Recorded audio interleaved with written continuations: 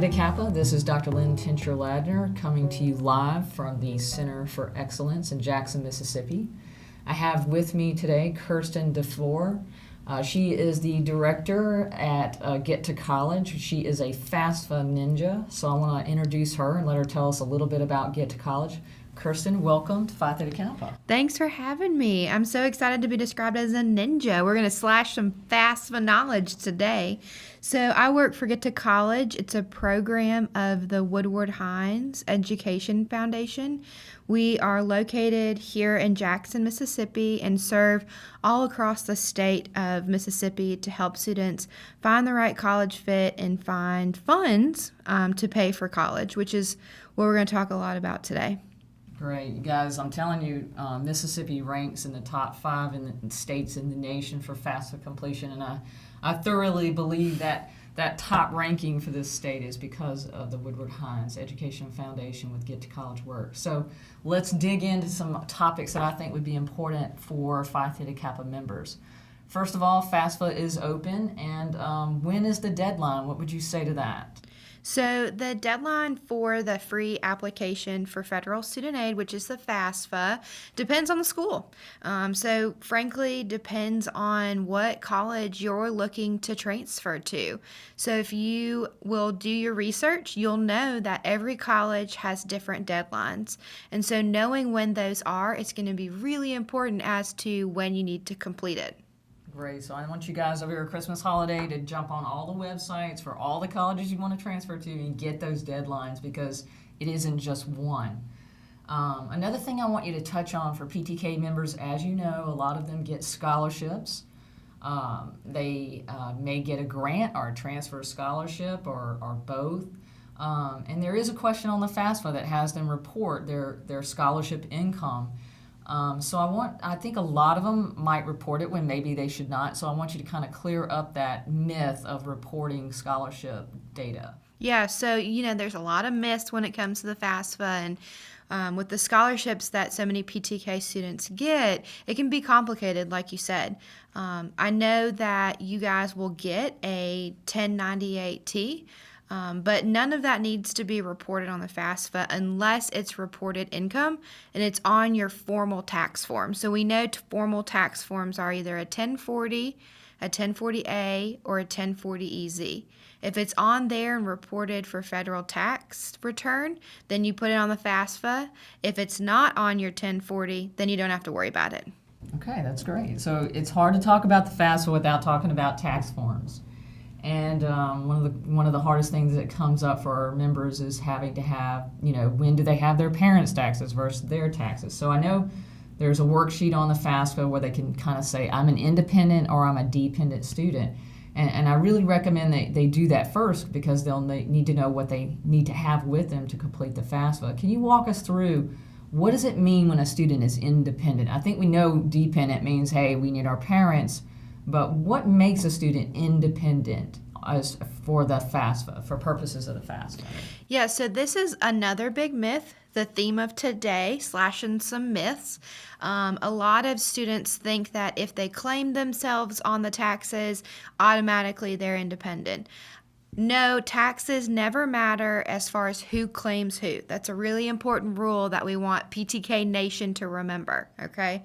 So in order for you to be considered an independent student, you just have to say yes to one question on the FAFSA for independent purposes. I'm going to walk through in layman's terms what those questions are. So be thinking in your mind as you listen to this, if you can say yes to any one of these, we only use your information. Are you 24 or older? Will you be 24 or older in the next school year? Are you currently married? Do you have a child or dependent that receives at least half of your support?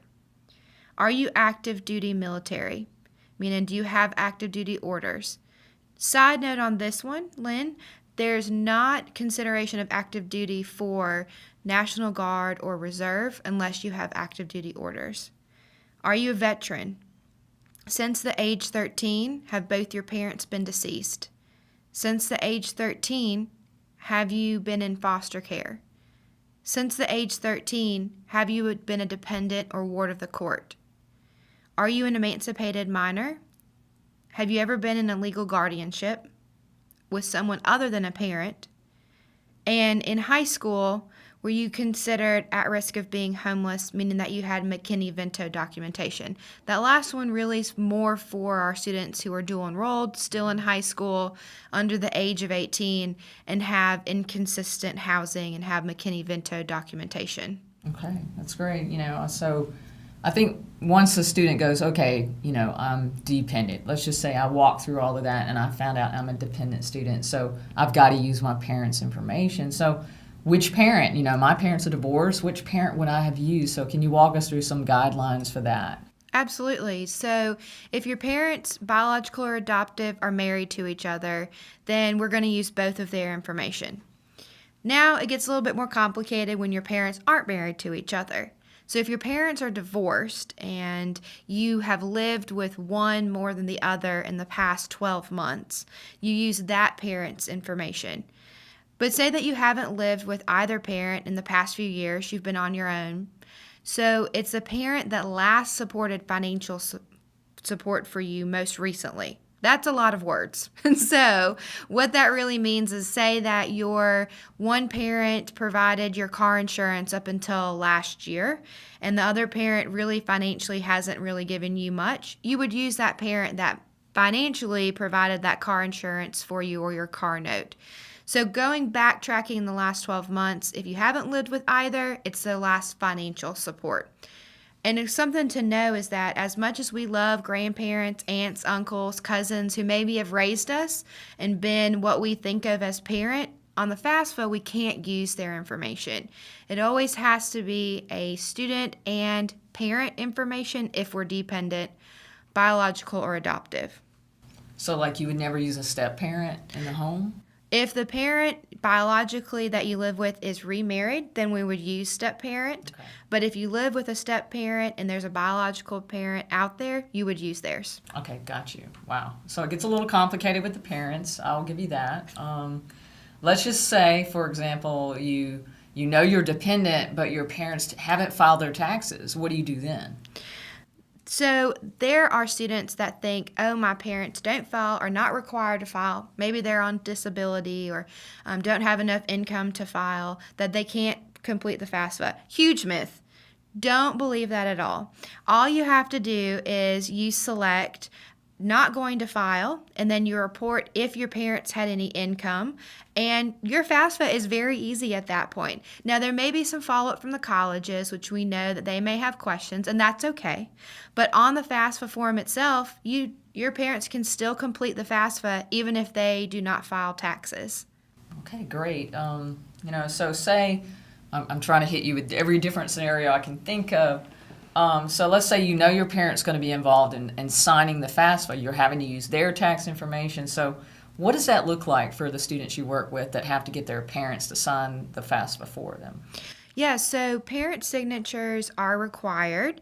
There are really two options. So a parent can sign digitally using their unique and to themselves username and password, or they can print a signature page, old school, sign it, and snail mail it into the federal student aid office. It takes a little bit longer for that one, but this is an area that if any of you out there listening to this have had any experience on the FAFSA, you completely know that this is where you shake your head and can get a headache because it can get really complicated as far as troubleshooting. If you have a sibling that they did their FAFSA and you have to use the same parents' info, there's just all these scenarios that are out there. Wow. Okay. So maybe we should do a follow-up podcast and walk through the parental signature. But if you are going to snail mail it, that is even more of a reason for you guys to get your planning together right now.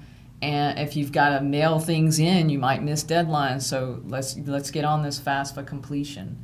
And the other scenario I can think of is what if a parent is undocumented? We have members that have undocumented parents. Yeah, so you can still complete the FAFSA. Great news! So when you're completing it, you're going to want to put all zeros in for your parent's social on the actual application, and then you won't be able to create an FSA ID for digital signature because you have to have a social security number to do that.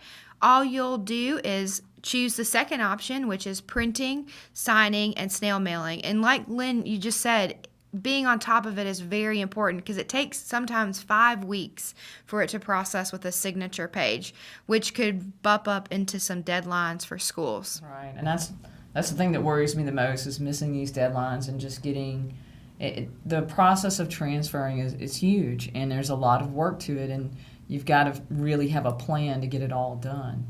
And I know I was talking with Kierstan before we started the podcast, and she's brought with her a few YouTube videos that really help us navigate the parental signature process. And we'll publish those YouTube videos along with this podcast for you to have more of a bigger picture on that. My advice to transfer students is, hey, you're valued. These colleges want you, and so you have to negotiate. And so that's my advice to them, but I really sort of leave it right there. What's your advice on having a student, they do their FAFSA, they get into the college of their choice, and they get the financial aid package, and it's thousands of dollars short of their pocketbook. So what's your advice to those students on how to take their next steps with that college? Yeah, so if you yourself were negotiating for anything, you want to make sure that you come in prepared. I'm sure that you've had experiences where you've met with people, they're unprepared. You don't want to be that person. So what you want to do is make sure that you are coming in with an arsenal of preparedness, which I know all of you are going to absolutely do. And the way that you can do that is do your application for your FAFSA early, do your application for your transfer scholarships, for your foundation scholarships, do them early.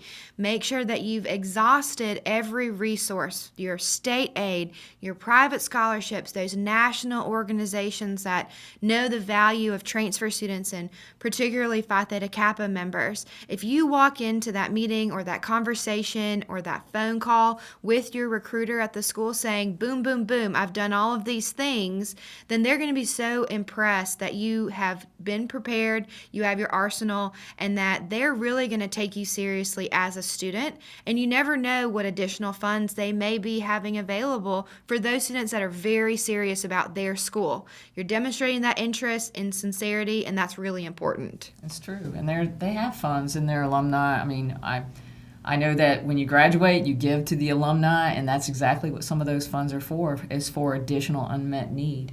I appreciate you so much coming by today. I actually learned a few things myself, and we're looking forward to getting this published, and thank you to Get to College for the Woodward Hines Education Foundation for all the great work you're doing here in Mississippi, and we just want to share that with all our members, so thank you. Absolutely. I was going to give you a ninja shout out at the end. You cut it off too